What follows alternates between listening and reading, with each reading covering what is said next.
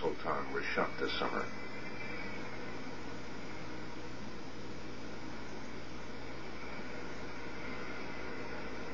Three months later, our cameraman risked arrest to film the place where she died. He looks for a splotch of green paint on the road, a sign of the protest movement that filled these streets in June. To keep her name alive, protesters graffiti the walls, but the authorities keep whitewashing it out. From the beginning, it's been a story the regime could not suppress. I'm going to show you a clip now. This is disturbing. I want everyone to know that. But and we have blurred out her face out of respect. But this is possibly the most seen piece of video out of Iran in the world. A 90-second camera phone video had set off the firestorm. We cannot confirm the situation nor her name.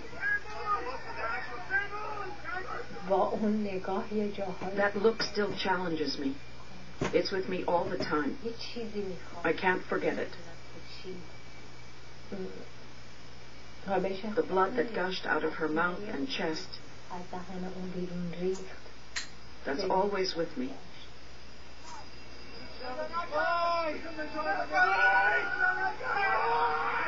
I mean, seeing it outside of Iran, it's scary.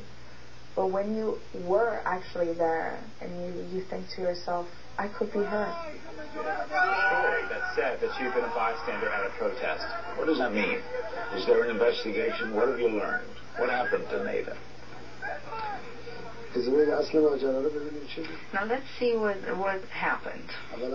Even months later, the regime was being pressed to explain it. Regrettable. I'm very sorry that one of our fellow citizens were killed, especially a person who wasn't, I mean, she was, not especially, she was not a person who was not in a protest. Ultimately, both sides would try to claim Neda as a martyr for their cause.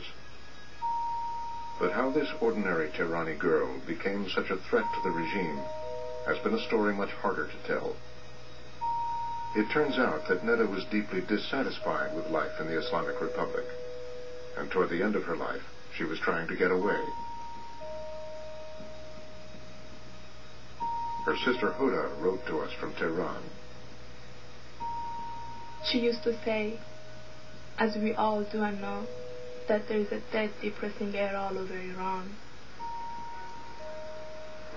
It's everywhere. It's in people's heart. We're condemned to depression. We're condemned to living without being able to breathe.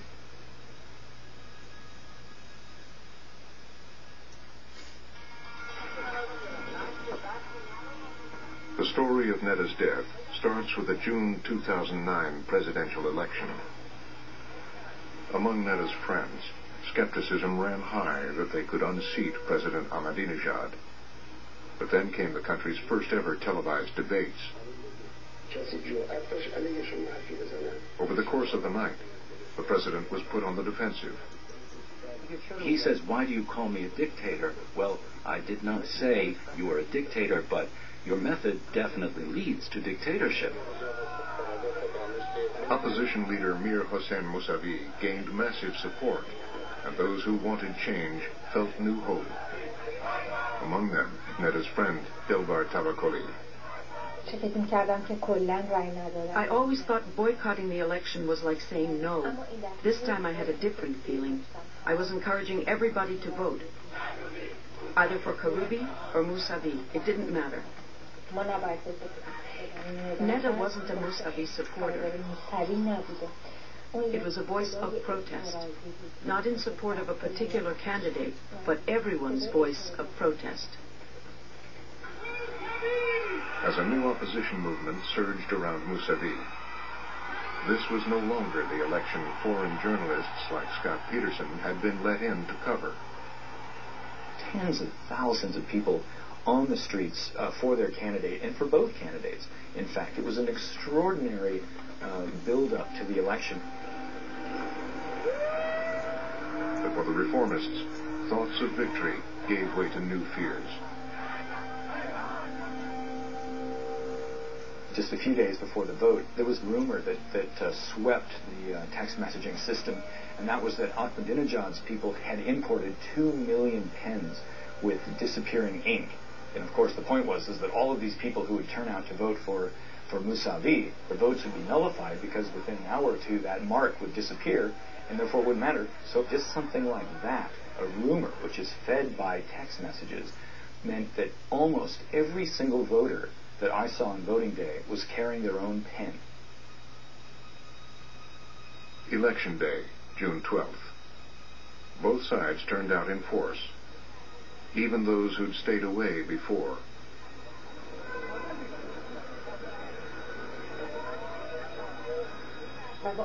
I took my ID card with full enthusiasm and went and voted. By the evening, when I found out one of my friends hadn't voted, I took her to the ballot box myself and made her vote. But government interference at the polls discouraged opposition voters. Neda's sister told us Neda was among them. Neda went to a couple of polling stations and was told that neither Mousavi or Karoubi's representative were present. She tried to vote, but wasn't able to.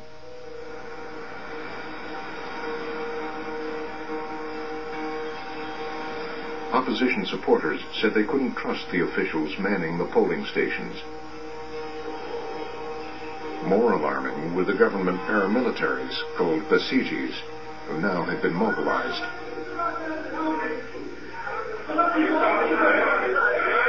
Late afternoon of Election Day, the Basiji militia struck, entering Mousavi headquarters.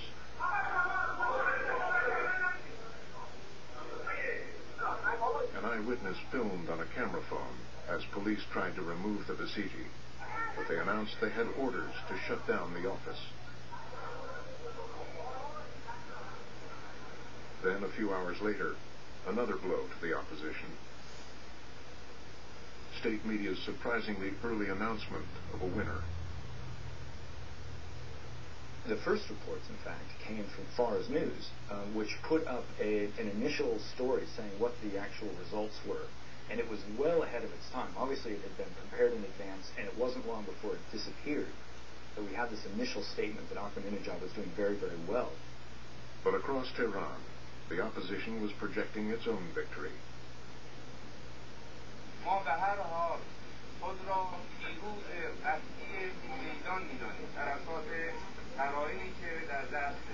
In the confusion, focus fell on the Interior Ministry, where the votes were supposed to be counted. It was probably around 10 o'clock, and still some of the polling stations were not yet closed. But we were surprised to see that right there where the Ministry of Interior building is, which is of course where they were going to do all the voting and the tabulations for this election, they sealed it off with concrete. There were 3 layers of police cars that were also lined up, and then riot police had been marshaled behind that. What went on inside the Interior Ministry that night, and whether the votes were fully counted, remains unclear. But outside, for supporters of President Ahmadinejad, the election seemed to be over.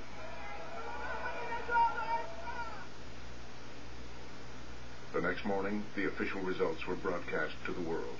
The Iranian Interior Minister said the election procedures are very clear. The government's abided by law in all voting stages. Somehow that day felt like the end of everything. And the worst feeling was that I had unwittingly helped them gain that legitimacy. محمود احمدی نژاد 24,527,516. Much was made of Ahmadinejad's margin of victory. Ahmadinejad broke the 1997 record of former President Mohammad Khatami.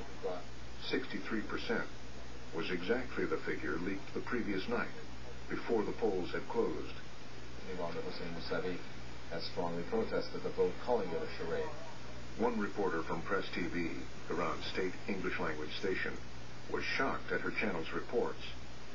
So my colleague calls and he said, like, why aren't you at work? And I just said, I'm not coming to work. And he said, oh, wow, well, maybe you can come tomorrow. Maybe we can get someone else to do the show today. I'm like, no, I'm really not coming to work anymore because I'm not happy with the coverage of this network. I cannot do this. Fahrenheit quit state TV in protest and took to the streets.